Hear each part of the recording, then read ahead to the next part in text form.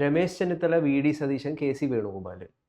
സാമാന്യ ജനത്തിന് ശരിക്കും പറഞ്ഞു കഴിഞ്ഞാൽ ഇതിൽ ആര് മുഖ്യമന്ത്രിയായിട്ട് വരണം എന്നുള്ളതായിരിക്കും ആഗ്രഹം.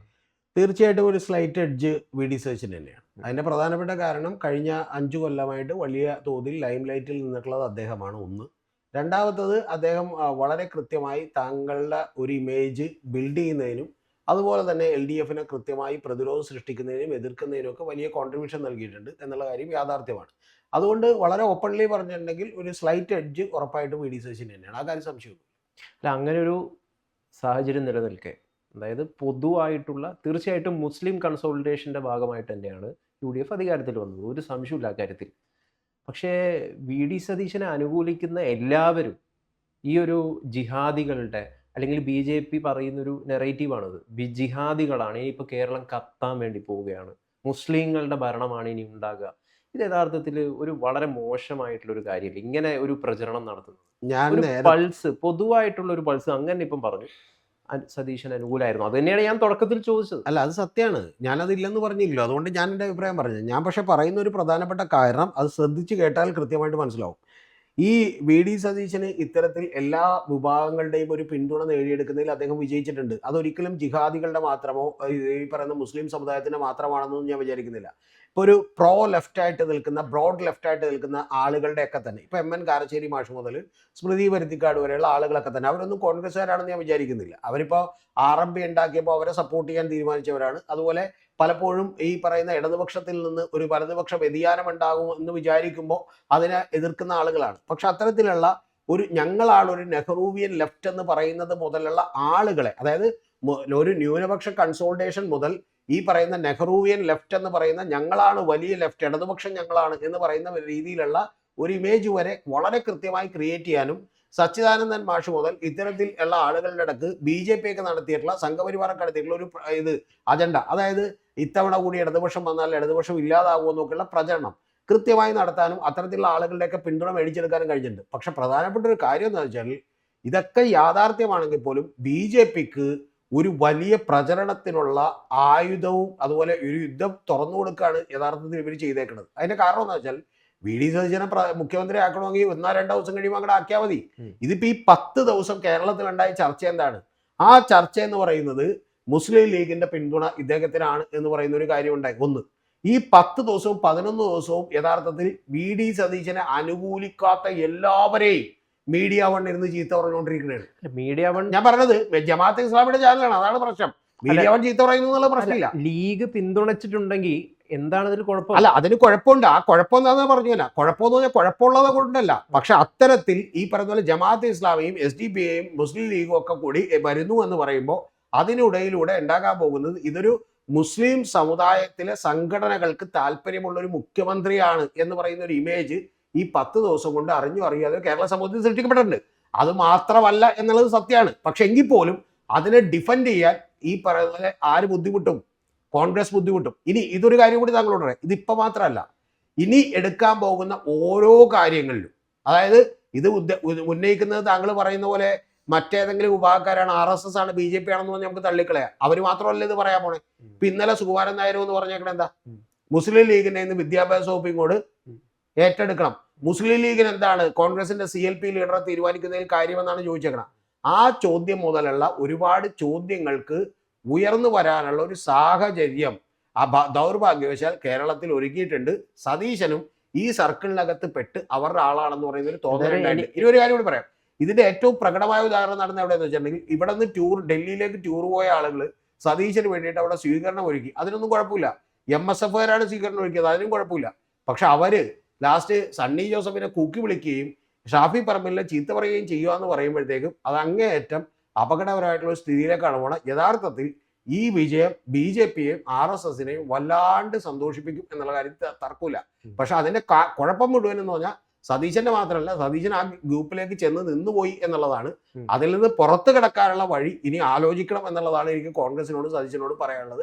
അല്ലെങ്കിൽ ഈ വിഭാഗീയതയും ഈ പറയുന്ന വിഭജനവും ആളുകളുടെ മനസ്സിൽ കൂടും. ഇവിടെ ഇസ്ലാമോ ഫോബിയക്കെതിരെ ഭയങ്കരമായിട്ട് ഇസ്ലാം എന്താണ് മുസ്ലിങ്ങൾക്ക് വേണ്ടിയിട്ട് സ്നേഹം പ്രകടിപ്പിക്കുന്ന കുറേയധികം ആളുകളുണ്ട്. അവർ പോലും അറിഞ്ഞോ അറിയാതെയോ ഇസ്ലാമോ ഫോബിയ പ്രചരിപ്പിക്കുന്നവരായിട്ട് മാറിത്തീരുകയാണ്. അതുകൊണ്ടാണ് ഞാൻ ചോദിക്കുന്നത്, മുസ്ലിം ലീഗ് പിന്തുണച്ച് കഴിഞ്ഞാൽ എന്താണ് കുഴപ്പം?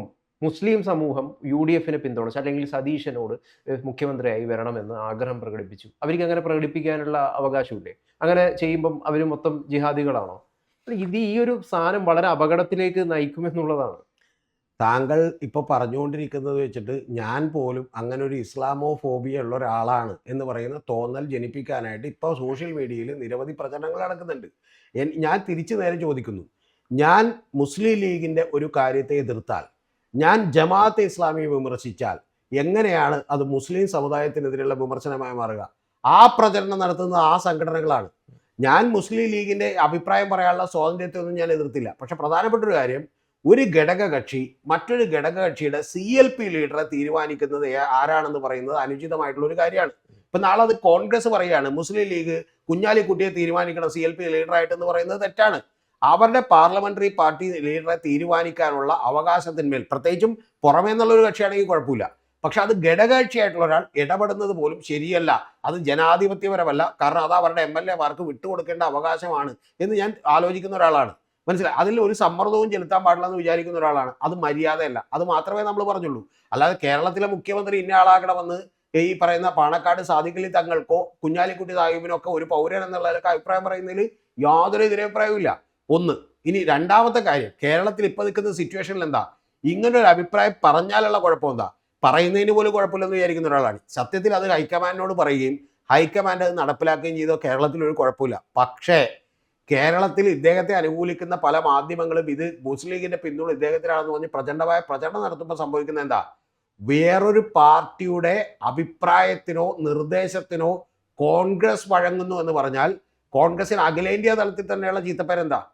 ഒരു പ്രോ മുസ്ലിം നിലപാടെടുക്കുന്ന സംഘടനയാണ്, ഹിന്ദുക്കൾക്കെതിരാണെന്നാണ് പറഞ്ഞുകൊണ്ടിരിക്കുന്നത്. ആ പറഞ്ഞുകൊണ്ടിരിക്കുന്ന പ്രചരണത്തിന് ആക്കം കൂട്ടാൻ ഇത് സഹായിക്കും. ഇനി അല്ലെങ്കിൽ ഞാൻ പറയുന്നത് കോൺഗ്രസ് ചങ്കുറപ്പോടുകൂടി ഏറ്റെടുക്കണം. അവർ പറഞ്ഞ അഭിപ്രായം ഞങ്ങൾ പറഞ്ഞ അഭിപ്രായം ഒന്നാണ്, അതിന് നിങ്ങൾക്ക് എന്താ കുഴപ്പമൊന്നും ചോദിക്കണം. അങ്ങനെ കുഴപ്പമൊന്നും ചോദിക്കാനും പ്രചരണം നടത്താനുള്ള അവകാശം ആർക്കില്ല. ഈ പറയുന്ന പോലെ അത് കൽപ്പ് കോൺഗ്രസിനില്ല. അതുകൊണ്ടാണല്ലോ കോൺഗ്രസ് വയനാട് വരുമ്പോഴത്തേക്ക് നിങ്ങളുടെ കൊടിയൊക്കെ ചുരുട്ടി മാറ്റി വെച്ചോളാൻ പറഞ്ഞ ആരോട്?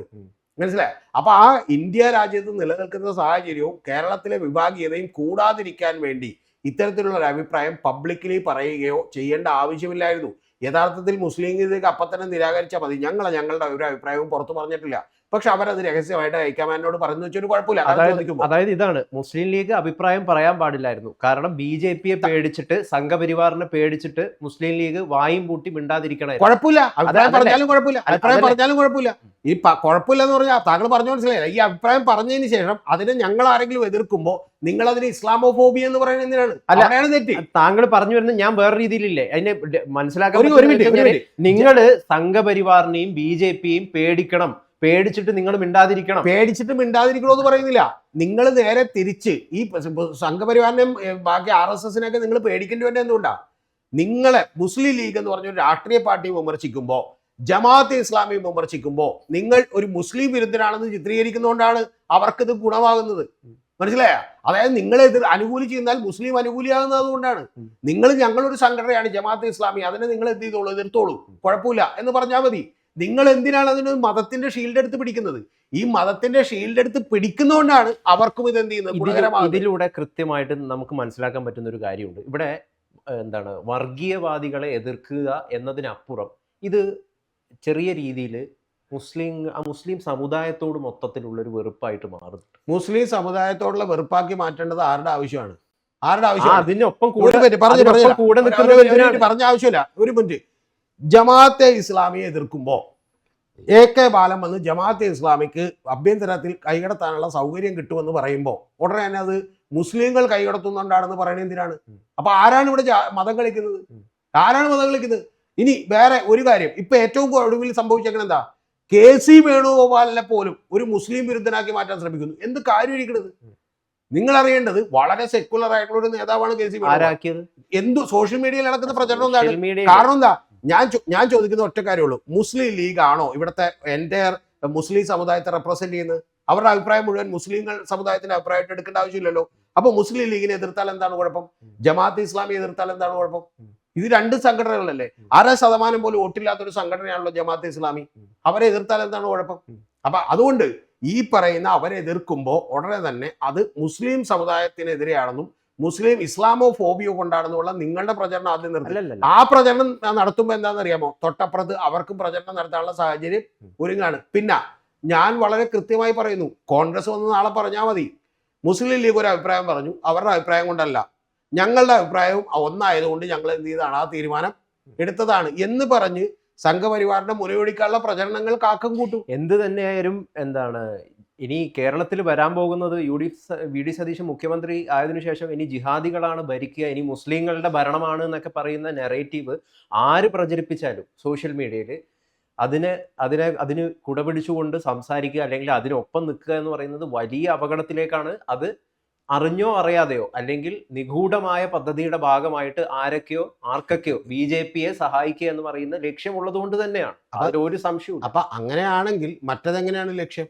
ഈ ജമാഅത്തെ ഇസ്ലാമിക്കും അതുപോലെ തന്നെ SDPIക്കും PFIക്കും അതുപോലെ തന്നെ ബാക്കിയുള്ളവർക്കും വളരാനുള്ള ഒരു സാഹചര്യം ഒരുക്കുന്ന പണിയാണ് അവർക്ക് മതരാഷ്ട്രമില്ലെന്ന് പറയുന്നതിലൂടെ നടന്നത്. അപ്പൊ നിങ്ങൾ ഈ പറയുന്ന പോലെ എന്താണ് തീ കൊണ്ട് എന്ത് ചെയ്തിട്ട് കളിക്കാൻ തീരുമാനിച്ചിട്ട് പിന്നെ കൈകൊള്ളി എന്ന് വന്നിട്ട് എന്തില്ല, കാര്യമില്ല. കേരളത്തിൽ ഇപ്പൊ പോലും വലിയ തോതിലുള്ള ഒരു വിഭജനം, വർഗീയ വിഭജനം ഉണ്ടായിരിക്കുന്നു. ഈ കഴിഞ്ഞ 2026 തെരഞ്ഞെടുപ്പ് പോലും യഥാർത്ഥത്തിൽ മനുഷ്യന്റെ അടിസ്ഥാനപരമായ ഒരു പ്രശ്നങ്ങളെയും അഡ്രസ് ചെയ്യാതിരിക്കുകയും BJPയും CPMും ഡീലും BJPയും SDPI ഡീലും CPM SDPI ഡീലും എന്നുള്ള ഡീലുകൾ ചർച്ച ചെയ്യുകയും ചെയ്ത ഒരു തെരഞ്ഞെടുപ്പാണ്. മുസ്ലിം ലീഗ് ഒരു വർഗീയ പാർട്ടിയാണോ? ഏതാ? മുസ്ലിം ലീഗ് ഒരു സമുദായ പാർട്ടിയാണ്. മുസ്ലിം ലീഗ് ഒരു സമുദായ പാർട്ടിയാണ്. ആ സമുദായ പിന്നെ ഒരു കാര്യം, ഞാനിപ്പോ മാത്രമല്ല സുഹൃത്ത് ഇത് എടുത്ത് തീർക്കുന്നത്. ഇപ്പൊ ഉദാഹരണത്തിന് ഈ ഖുറാൻ കൊണ്ടുവന്ന് ഇവിടെ വിതരണം ചെയ്യാൻ വേണ്ടിയിട്ട് KT ജലീൽ തീരുമാനിച്ചു. ആ ഖുറാൻ ഇവിടെ വിതരണം ചെയ്യാൻ തീരുമാനിച്ചപ്പോൾ അത് ഗവൺമെന്റ് വണ്ടികളിൽ വിതരണം ചെയ്യുന്നത് തെറ്റാണെന്ന് പറഞ്ഞപ്പോൾ അന്ന് KT ജലീൽ എടുത്തിട്ടുള്ള ഒരു സ്റ്റാൻഡ് ഉണ്ട്. എന്താണെന്നറിയാമോ? KT ജലീൽ ഉടനെ തന്നെ വേറൊരു ഡയലോഗ് ഇട്ടു, ഇവിടെ ഖുറാൻ വിതരണം ചെയ്യുന്നതിന് ആർക്കാണ് കുഴപ്പം, ഖുറാൻ എന്താണ് കുഴപ്പമെന്ന് വെച്ചാൽ ഖുറാൻ വിതരണം ചെയ്യുന്നതിന് ഞങ്ങൾക്ക് ആർക്കും ഒരു കുഴപ്പമില്ല. ഒന്നാമത്തെ കാര്യം അത് വിദേശത്ത് കൊണ്ടുണ്ട്, ഇവിടെ തന്നെ ആവശ്യമായിട്ടുണ്ട്. ഇനി അത് വിതരണം ചെയ്താലും നമുക്ക് യാതൊരു കുഴപ്പമില്ല. പക്ഷെ ഒരു പ്രധാനപ്പെട്ട കാര്യം, അതിന് ഗവൺമെന്റ് മെഷീനറികൾ ഉപയോഗിക്കുന്നതിനാണ് ചോദ്യം ചെയ്തത്. പക്ഷെ അപ്പോഴേക്കും അത് മുസ്ലിം വിരുദ്ധമാക്കുന്ന ഒരു കാര്യമാക്കി ചിത്രീകരിക്കാനുള്ള പ്രവണത രാഷ്ട്രീയക്കാർ അവരവരുടെ നേട്ടങ്ങൾക്ക് വേണ്ടി എന്ത് ചെയ്യാറുണ്ട്, ഉപയോഗിക്കാറുണ്ട്. അങ്ങനെ നേട്ടങ്ങൾക്ക് വേണ്ടി നിങ്ങളത് ഉപയോഗിക്കുമ്പോൾ തൊട്ടപ്പുറത്ത് നിൽക്കുന്നത് BJPയും സംഘപരിവാറുമാണെന്ന് ആലോചിക്കണം. ഞാൻ 100% ഉറപ്പിച്ചു പറയുന്നു, 3 സീറ്റ് എന്ന് പറയുന്ന BJPയുടെ സീറ്റുകൾ 15ഓ 25ഓ ആയി മാറാനായിട്ട് ഈ 5 കൊല്ലം ഗംഭീരമായി സഹായിക്കും. അതിനുള്ള പണിയാണ് ഇപ്പൊ എന്ത് ചെയ്തു വെച്ചേക്കണത്. ഇനി ഒരു കാര്യം കൂടി പറയാം, ഇത് മുസ്ലിം ലീഗിന്റെ ഭരണത്തിൽ ഇനി അവർ അർഹമായതല്ല അനർഹമായത് നേടിയാലും ഇല്ലെങ്കിലും യഥാർത്ഥത്തിൽ അങ്ങനെ ഒരു പ്രചരണം നടക്കുന്നതിന് ഇപ്പൊ തന്നെ കോൺഗ്രസ് വഴിമരുന്നിട്ട് കൊടുത്തു. കാരണം എന്താ, കോൺഗ്രസ് തന്നെ മുസ്ലിം ലീഗിന്റെ ബലത്തിൽ പാർലമെന്ററി പാർട്ടിയിൽ എല്ലാ ചാനലുകളും റിപ്പോർട്ട് ചെയ്തുകൊണ്ടിരിക്കുന്നു ഭൂരിപക്ഷം ഇല്ല ഈ ഇദ്ദേഹത്തിന്. അതുപോലെ KCക്കാണ് ഭൂരിപക്ഷം, മൃഗീയ ഭൂരിപക്ഷം എന്ന് പറഞ്ഞാൽ 45, 48, 50ഓളം പേര് KCക്കാണ്. എന്നിട്ടും ഇദ്ദേഹത്തെ ആക്കുന്നു എന്ന് പറഞ്ഞാൽ കോൺഗ്രസ് ലീഗിനെ കീഴടങ്ങിയിരിക്കുന്നു എന്നൊരു ഇമേജാണ്. വേണ്ട ആവശ്യമില്ല, ഹൈക്കമാൻഡിന്റെ തീരുമാനം പ്രഖ്യാപിച്ചാൽ മതി. ഹൈക്കമാൻഡ് ജനങ്ങളുടെ ഹൃദയത്തിനൊപ്പം കീഴടങ്ങിയിരിക്കുന്നു, അല്ലെങ്കിൽ ജനങ്ങളുടെ താങ്കൾ ആദ്യം പറഞ്ഞ പോലെ ഒരു എഡ്ജ് ഉണ്ട് എന്ന് പറഞ്ഞിട്ടോ, ആ എഡ്ജിനൊപ്പം പൾസിനൊപ്പം കീഴടങ്ങിയിരിക്കുന്നു എന്ന് വേണമെങ്കിൽ പറയാം. അതൊക്കെ വേണമെങ്കിൽ പറയാം, മറ്റേ നുണ പറയാൻ വേണ്ടി പറയാം. അല്ലാതെ പൾസ് ഒന്നും യഥാർത്ഥത്തിൽ ഇവിടെ ഇല്ല. കാരണം എന്താ വെച്ചാൽ ഇവിടെ ഇത്തരത്തിലുള്ള ഒരു ക്രിയേറ്റ് ചെയ്തിട്ടുള്ള ഒരു മൂഡുണ്ട്. ആ മൂഡ് കുറെ എന്ന് പറഞ്ഞാൽ VD സതീശൻ ചെറുതായി കാണുന്നില്ല. VD സതീശൻ ഒരു സ്ലൈറ്റ് എഡ്ജ് 3 പേരിലുണ്ട്, അത് സംശയമില്ലാത്ത കാര്യം. പക്ഷെ പ്രധാനപ്പെട്ട ഒരു കാര്യം എന്ന് പറഞ്ഞാൽ അതിനും അപ്പുറത്തേക്ക് ഇവിടെ വന്നിട്ടുള്ള പ്രകടനങ്ങളോ സ്വീകരണങ്ങളോ ഒക്കെ തന്നെ വളരെ കൃത്യമായി ഓർഗനൈസ് ചെയ്യപ്പെട്ടൊരു കാര്യം കൂടിയാണ്. അതൊന്നും പറയാതിരിക്കാൻ പറ്റൂല. ഇതൊക്കെ നാളെ ആര് വിചാരിച്ചാലും ഇവിടെ എന്ത് ചെയ്യാൻ പറ്റും, ഓർഗനൈസ് ചെയ്യാൻ പറ്റും. PFIക്കാർ വിചാരിച്ചാൽ പോലും 10,000 പേരുടെ പ്രകടനം നടത്താൻ പറ്റുന്ന ഒരു നാടാണ് നമ്മുടേത്. അതുകൊണ്ട് അതൊക്കെ ഈ നാട്ടിൽ നടക്കും. പക്ഷെ പ്രധാനപ്പെട്ട ഒരു കാര്യം, അത്തരത്തിലുള്ള ഒരു കളികളിലേക്കോ കാര്യങ്ങളിലേക്കോ ഒന്നും പോകാതിരിക്കട്ടെ. കോൺഗ്രസ് ഇത് നേരത്തെ അങ്ങാട് എന്ത് ചെയ്താൽ മതി, പ്രഖ്യാപിച്ചാൽ മതിയായിരുന്നു. ഒറ്റ വാചകം പറഞ്ഞാൽ മതിയായിരുന്നു ഈ പ്രശ്നത്തിൽ. രമേശ് ചെന്നിത്തലൊന്നും ഈ ചിത്രത്തിലില്ല. ആകെ ഒറ്റ കാര്യം ഹൈക്കമാൻഡ് ചെയ്യേണ്ടതായിരുന്നു, മിസ്റ്റർ KC വളരെ നല്ലത്, താങ്കൾ ഇവിടെ തന്നെ വേണം, നമുക്ക് താങ്കളെ ആവശ്യമുണ്ട് എന്ന് പറഞ്ഞെങ്കിൽ KC അവിടെ തന്നെ എന്ത് ചെയ്താരെ നിന്നാണ്. തെരഞ്ഞെടുപ്പിന് മുമ്പ് ഇത് പറയാം, ഇവിടെ ആവശ്യമുണ്ട്, നിങ്ങൾ ഇവിടെ തന്നെ നിന്നു, ഇതെന്ത് ചെയ്തു, അത് കഴിയുമ്പോഴത്തേക്കും എന്ത് ചെയ്തു, പുള്ളി ഭരിക്കട്ടെ, അത് കഴിഞ്ഞിട്ട് നമുക്ക് നോക്കാം എന്ന് പറഞ്ഞാൽ KC അവിടെ നിന്നാണ്. KC ഇന്നൊരു പ്രശ്നം ഉണ്ടാക്കിയില്ലല്ലോ, ഒരു പ്രകടനം പോലും നടത്തിയിട്ടില്ലല്ലോ ആരുമെതിരായിട്ട്. അപ്പൊ അതുകൊണ്ട് അത് നടന്നാനെ. അപ്പൊ അത് നടക്കും. കാരണം രാഹുൽ ഗാന്ധിയെ പോലെ ഒരാൾ പറഞ്ഞാൽ KCക്ക് അതിനെ തട്ടിക്കളയാൻ പറ്റില്ല. പേര് ഈ ചിത്രത്തിൽ വരിക എന്ന് പറയുന്നത് തന്നെ അതിലൊരു രാഷ്ട്രീയ ശരികേടില്ലായ്മയൊക്കെ ഉണ്ടല്ലോ. കാരണം അദ്ദേഹം മത്സരിച്ചിട്ടില്ല, അദ്ദേഹം അങ്ങനത്തെ കുറേ അധികം കളിയുടെ നിയമമൊക്കെ തീരുമാനിച്ചത് ആദ്യം MP മാര് മത്സരിക്കണ്ട എന്നതൊക്കെ ഉള്ളതാണല്ലോ. എന്റെ പൊന്ന് ഗൗതം വെറുതെ അത് എന്നെ ചിരിപ്പിക്കല്ലേ. അല്ല, കാരണം അത് ഇത് കളിയുടെ നിയമം പാലിക്കാനായിട്ട് ഇത് ഒളിമ്പിക്സ് കമ്മിറ്റിയാ. ആദ്യത്തെ നിയമം എംപിമാര് മത്സരിക്കണ്ട എന്നുള്ളതായിരുന്നല്ലോ. കോൺഗ്രസ് ആണ്. കോൺഗ്രസ് പറഞ്ഞെന്താ, എംപിമാര് ഈ 2026 നിയമസഭയിലേക്ക് ഇപ്പൊ മത്സരിക്കേണ്ടെന്ന് മാത്രമാണ്. അത് കഴിഞ്ഞിട്ട് മറ്റേ മുഖ്യമന്ത്രിയാകാൻ വേണ്ടി മത്സരിക്കേണ്ടതോ ഉപതെരഞ്ഞെടുപ്പ് ഉണ്ടാകേണ്ടതോ എന്ന് പറഞ്ഞിട്ടില്ല. ഇതൊക്കെ വെറുതെ പറയുന്ന ഒരു കാര്യമാണ്. ഇരിക്കൂറിൽ നിന്ന് തന്നെ കോൺഗ്രസ് പ്രവർത്തകരടക്കം കഴിഞ്ഞ ദിവസങ്ങളിലൊക്കെ ബൈറ്റ് നൽകിയിട്ടുണ്ട്. ഒരു വൃത്തികേട് കാണിക്കരുത്, KC മത്സരിക്കാനായിട്ട് വരികയാണെങ്കിൽ തോൽപ്പിച്ചു കളയുന്നതാണ് അവർ പറഞ്ഞത്. അപ്പൊ അത്തരത്തിലുള്ള പ്രവർത്തകരുടെയൊക്കെ വികാരം കണക്കിലെടുത്തിട്ടുണ്ട്. താങ്കൾ എന്നെ കൊണ്ട് പിന്നെയും പറയിപ്പിച്ചോ. ഞാൻ പറയാം, ഇതൊക്കെ ഒരു 10, 25, 50 പേര് എന്ന് പറയുന്ന പോലെയല്ല. അല്ല, ഇവരെ KC ഇരിക്കൂറിൽ ഒരു മിനിറ്റ് പറഞ്ഞുതരാം. KC ഇരിക്കൂറിൽ ചെന്ന് നിന്നാലും KC ഈ പറയുന്ന പോലെ AD തോമസിന്റെ രാജി ഒപ്പിച്ചിട്ട് ആലപ്പുഴയിൽ നിന്നാലും KC പുഷ്പം പോലെ ജയിക്കും. ഒരു സംശയമാക്കാറാക്കൂല. അത് തോന്നലാണ്. പിന്നെ ഇപ്പൊ എന്താണെങ്കിലും ശുഭപര്യാവസാനമായിട്ട് തീർന്നത് കൊണ്ട് കുഴപ്പമില്ല. പക്ഷെ ഒരു പ്രധാനപ്പെട്ട കാര്യം, ഇതൊക്കെ വെറും ഭീഷണിയാണ്. ആ ഭീഷണിക്കകത്തൊന്നും ഈ കേരളത്തിലെ 2,16,00,000 പേരോ ഒരു മണ്ഡലത്തിലെ 2 ലക്ഷം പേരോ ഒന്നുമില്ല. അതൊക്കെ വെറും തോന്നലാണ്. അങ്ങനെ 2 ലക്ഷം പേരൊക്കെ എതിരാവുകയാണെങ്കിൽ KCക്ക് MLA-മാരുടെ പിന്തുണ കിട്ടില്ല. ഈ നാട്ടിലെ DCC പ്രസിഡന്റുമാർക്കും MLA-മാർക്കും ഒന്നും അവിടെ നിന്നുള്ള ജനത്തിന്റെ പൾസ് അറിയാൻ പാടില്ലേ. അപ്പൊ അതൊക്കെ അവർക്കറിയാം. പക്ഷെ ഇതൊക്കെ എന്ന് പറഞ്ഞാൽ കൃത്യമായി കുറച്ച് ആളുകൾ വികാരപരമായി ഏറ്റെടുക്കുന്ന ആളുകൾ ഏറ്റെടുക്കുന്ന ഒരു കാര്യമാണ്. അതൊക്കെ നാളെ രമേശ് ചെന്നിത്തല വിചാരിച്ചാലും VD സതീശൻ വിചാരിച്ചാലും ഈ പറയുന്ന KC വേണുഗോപാൽ വിചാരിച്ചാലും നടക്കും. പക്ഷെ ഇതൊക്കെ ഉള്ളപ്പോൾ ഞാൻ പറയാം, ഒരു സ്ലൈറ്റ് എഡ്ജ് ഉറപ്പായിട്ട് മാർക്കുണ്ട്. KC വേണുഗോപാൽ വോട്ട് ചെയ്ത ആളുകളുടെ മനസ്സിലുണ്ട്. അവർ പ്രകടനത്തിനൊന്നും VD സതീശനുണ്ട്. അവരൊന്നും പ്രകടനത്തിനൊന്നും പറ്റില്ല കേട്ടോ. അവർ പ്രകടനത്തിനൊന്നും പറ്റില്ല. പക്ഷെ അവരുടെ മനസ്സിലൊക്കെ തന്നെ ഉണ്ട്. പക്ഷെ അത് പ്രകടനത്തിനൊന്നും അവരല്ല. പക്ഷെ പ്രധാനപ്പെട്ട കാര്യം, അതുകൊണ്ട് അദ്ദേഹം ആകട്ടെ എന്ന് വിചാരിച്ചതിൽ തെറ്റൊന്നുമില്ല. പക്ഷെ പ്രധാനപ്പെട്ട ഒരു കാര്യം, ലീഗ് പിന്തുണ ഇത് ഇത്രയും വഷളാക്കിയതുകൊണ്ടുള്ള പ്രശ്നം, നാളെ അടുത്ത 5 കൊല്ലവും മുസ്ലിം ലീഗിന് എന്തെങ്കിലും ഒരു കാര്യം കിട്ടുമ്പോൾ അല്ലെങ്കിൽ എന്തെങ്കിലും കിട്ടാൻ പോകുന്നു എന്ന് പറയുമ്പോൾ പോലും വ്യാപകമായ ഒരു പ്രചരണത്തിന് BJPക്ക് വലിയ സാധ്യത തുറന്നിട്ടാണ്. ഒരു കാര്യം കൂടി പറയാം, അടുത്ത തവണ BJP ആണ് സത്യത്തിൽ വിജയിച്ചേക്കുന്നത്. അതിനു വേണ്ടിയിട്ട് പലരും നിന്നു കൊടുക്കുകയും ചെയ്തു. BJP വിജയിക്കും. അല്ല, പലരും നിന്നു കൊടുക്കേണ്ട, അത് സ്വാഭാവികമായിട്ടല്ലേ. അല്ലാതെ അവർക്ക് ഇപ്പോൾ കോൺഗ്രസിനെ ഡിഫെൻഡ് ചെയ്യേണ്ട ആവശ്യമില്ലല്ലോ. ഇപ്പൊ അതിലെ സ്മൃതി വർത്തിക്കാട് മീറ്റ് ദ ഡീറ്റെയിൽസിൽ എന്ന് പറയുന്ന പോലെ ഇതിനെക്കുറിച്ച് എന്താ CPM അഭിപ്രായം പറയത്തെന്ന് വെച്ചാൽ CPM വന്നിട്ട് പറയട്ടോ, CLP ലേറ്ററായിട്ട് നിങ്ങൾ എന്ത് ചെയ്യല്ലേ VD സതീശനെ തെരഞ്ഞെടുക്കുമെന്ന് പറയണോ. അതിന്റെ ആവശ്യം എന്താ? ശരിക്കും ലീഗിന്റെ ഒരു പ്രഷർ കൊണ്ട് തന്നെയാണോ VDയിലേക്ക് എത്തിയത്? തീർച്ചയായിട്ടും. അല്ലെങ്കിൽ പാർലമെന്ററി പാർട്ടിയിൽ ഭൂരിപക്ഷം ഇല്ലാത്ത ഒരാളെ ഇങ്ങനെ നേതാവാക്കൾ. ശരിക്കും പറഞ്ഞാൽ അങ്ങേ ഒരു ജനാധിപത്യത്തിന് നിരക്കുന്ന ഒരു പണിയില്ലല്ലോ. അതായത് പാർലമെന്ററി പാർട്ടിയിൽ 63 പേരുണ്ട്. ആ MLA-മാരാണ് ഇതുപോലെ ആളുകളെ തെരഞ്ഞെടുക്കേണ്ടത്. പക്ഷേ ഇതിലിപ്പോൾ നാട് മുഴുവൻ പറഞ്ഞുകൊണ്ടിരിക്കുന്ന കാര്യം ജനവികാരമുണ്ട് എന്നുള്ളതാണ്. അങ്ങനെ ജനവികാരം ഉണ്ടെന്നുള്ളത് MLA-മാർക്ക് തിരിച്ചറിയാൻ പറ്റാത്ത കാര്യമാണ്. DCCകൾക്ക് തിരിച്ചറിയാൻ പറ്റാത്ത കാര്യമാണ്. പിന്നെ ഇതൊന്നും കോൺഗ്രസിൽ പുതുമയുള്ള ഒരു കാര്യമല്ല. കോൺഗ്രസ് ഇപ്പോൾ മറ്റു പല സംസ്ഥാനങ്ങളിലൊക്കെ തന്നെ ഇതുപോലെ തന്നെ ജനവികാരത്തെ മറികടന്നും ജനവികാരത്തിന് അനുകൂലമാണെന്ന് വിചാരിച്ചും CLP ലീഡർമാരെയൊക്കെ പലതും തീരുമാനിച്ചിട്ടുണ്ട്. അതുകൊണ്ട് കോൺഗ്രസിൽ ഇത് അത്ഭുതപ്പെടുത്തുന്ന കാഴ്ചയൊന്നുമല്ല എന്നുള്ളത് മാത്രമേ പറയാനുള്ളൂ. യാഥാർത്ഥ്യം അതാണ്. പാർലമെന്ററി പാർട്ടിയിൽ ഭൂരിപക്ഷമില്ലാത്ത എന്നാൽ ഘടകകക്ഷികളുടെയൊക്കെ ഒരു വലിയ പിന്തുണ ഉള്ള VD സതീശനെ സംബന്ധിച്ച് അവരെന്ത് ചെയ്തു, ഹൈക്കമാൻഡ് വഴങ്ങിക്കൊടുത്തു എന്നുള്ളതാണ്. ഇപ്പം നമ്മൾ കഴിഞ്ഞ ദിവസങ്ങളിലൊക്കെ ശ്രദ്ധിക്കുകയാണെങ്കിൽ ഇപ്പം ഏറ്റവും പ്രശസ്തരായിട്ടുള്ള രാഷ്ട്രീയ നിരീക്ഷകർ, ഇപ്പം അഡ്വക്കേറ്റ് ജയശങ്കർ സാറിനെ പോലുള്ള അല്ലെങ്കിൽ സാംസ്കാരിക പ്രവർത്തകരായിട്ടുള്ള കുറേയധികം ആളുകൾ, ഇവരെല്ലാവരും പറഞ്ഞുകൊണ്ടിരുന്നത് VD സതീശൻ വരണമെന്നുള്ളതാണ്. ഇവരൊക്കെ ജിഹാദിയിൽ പെടുമല്ലേ? ഈ താങ്കൾ പറഞ്ഞ സാംസ്കാരിക പ്രവർത്തകർ എന്ന് പറഞ്ഞതിൽ ഇവരെന്ത് തരത്തിലുള്ള സാംസ്കാരിക പ്രവർത്തനമാണ് നടത്തിയത് എന്നുള്ളത് എനിക്ക് ആദ്യമേ തന്നെ തിരിച്ചു വയ്ക്കാനുണ്ട്. ആ സാംസ്കാരിക പ്രവർത്തകരിൽ കുറച്ചുപേര് ഞാൻ പേരങ്ങോട്ട് പറയാം. ഒന്ന് ശ്രീജിത്ത് പണിക്കർ, അദ്ദേഹം ശരിയാണ്, ജ്ഞാനപീഠ പുരസ്കാരവും മറ്റേ നോബൽ പ്രൈസും കിട്ടിയ ആളാണ്. പിന്നെ അഡ്വക്കേറ്റ് ജയശങ്കർ, അദ്ദേഹം ഈ പറഞ്ഞ പോലെ ഒരു സാമൂഹിക നിരീക്ഷകനാണ് നമുക്ക് പറയാം. പിന്നെ മറ്റേ നമ്മുടെ ജോയ് മാത്യു പറയുന്നത് VD സതീശൻ ആക്കിയില്ലെങ്കിൽ ജനം ആകെ തിരിഞ്ഞ് ഇങ്ങോട്ട് പോകുന്നതാണ്, അരി പിണറായിയിലേക്ക് പോകുന്നതാണ്. ഇവരൊക്കെ പറഞ്ഞിട്ടുള്ള കാര്യങ്ങൾക്ക് എന്താണ് ഒരു ക്രെഡിബിലിറ്റി ഉള്ളത്? ഇവർക്ക് സമൂഹത്തിലുള്ള പ്രാധാന്യം എന്താണ്? നാളെ മമ്മൂട്ടി മോഹൻലാൽ വന്നിട്ട് പറയുകയാണ് മറ്റേ വേറെ 2 പേരാന്ന് പറഞ്ഞാൽ അവരും സാംസ്കാരിക നായകന്മാരാണ്. അപ്പൊ അവരുടെയൊക്കെ വാക്കുകൾക്ക് വില കൊടുത്തുകൊണ്ട് കേരളത്തിലെ ജനത്തിന്റെ വാക്കുകൾക്ക് ഒരു വിലയില്ലേ? ജോയ് മാത്യു എന്ന് പറയുന്നത് 2-3 സിനിമയിൽ അഭിനയിച്ചിട്ടുണ്ട്, ജോൺ അബ്രഹാമിന് സിനിമയിൽ അഭിനയിച്ചിട്ടുണ്ട്. അദ്ദേഹം നന്നായി എഴുതുന്ന ഒരാളാണ്, അദ്ദേഹത്തിന്റെ എല്ലാ ലേഖനങ്ങളും ഞാൻ വായിച്ചിട്ടുള്ള ഒരാളാണ്. പക്ഷെ പ്രധാനപ്പെട്ട ഒരു കാര്യം എന്ന് പറയുന്നത് അതിനും അപ്പുറത്തേക്ക് അദ്ദേഹമൊക്കെ കേരള സമൂഹത്തെ എങ്ങനെയാണെന്ന് പ്രതിനിധീകരിക്കുന്നത്? ആരാണ് കേരള സമൂഹത്തെ? ആരുമല്ല, ഞാൻ രതീഷ് ചക്രവാണിയും അല്ല ഗൗതമല്ല, അതങ്ങോട്ട് മനസ്സിലാക്കിയ സത്യം മനസ്സിലാവും. അല്ലാതെ വെറുതെ ഇരുന്ന് ക്യാമറ അങ്ങോട്ട് തുറന്നു നിൽക്കുമ്പോൾ പൊതുബോധം ഇതാണ് എന്നൊക്കെ പറഞ്ഞ് തള്ളരുത്. ഞാൻ നിങ്ങൾ പറയുന്നത് അറിയേണ്ടത് ടി.ജി. മോഹൻദാസ് മുതൽ ഇവരെ പോലുള്ള ആളുകൾക്ക് ഒരുപാട് വ്യൂവർഷിപ്പ് ഉണ്ട്. ഇവരുടെ ഒപ്പീനിയൻ ഭയങ്കരമായിട്ട് ആളുകളെ ഇൻഫ്ലുവൻസ് ചെയ്യുന്നുണ്ട്. ആ അടിസ്ഥാനത്തിൽ ഇവർ ഒരു പ്രശസ്തരായിട്ടുള്ള പ്രധാനപ്പെട്ട ആളുകൾ തന്നെയാണ്. ആ വ്യൂവർഷിപ്പ് എല്ലാം കൃത്യമായി ബിൽഡ് ചെയ്യുന്ന വ്യൂവർഷിപ്പുകളാണ്. ഇപ്പൊ അഡ്വക്കേറ്റ് ജയശങ്കറിന്റെ വ്യൂവർഷിപ്പ് എന്ന് പറഞ്ഞാൽ പെർ വീഡിയോക്ക്, ഞാൻ കൃത്യമായി പഠിച്ചിട്ടുള്ള ഒരാളാണ്, പെർ വീഡിയോക്ക് ആവറേജ് 1 ലക്ഷത്തോളം വ്യൂസ് ഉണ്ട് പെർ വീഡിയോക്ക്. പോട്ടെ, ഇനി ആവറേജ് 2 ലക്ഷത്തോളം വ്യൂസ് നോക്കുക. കേരളത്തിൽ വോട്ട് ചെയ്തത് 2,16,00,000 ആളുകളാണ്.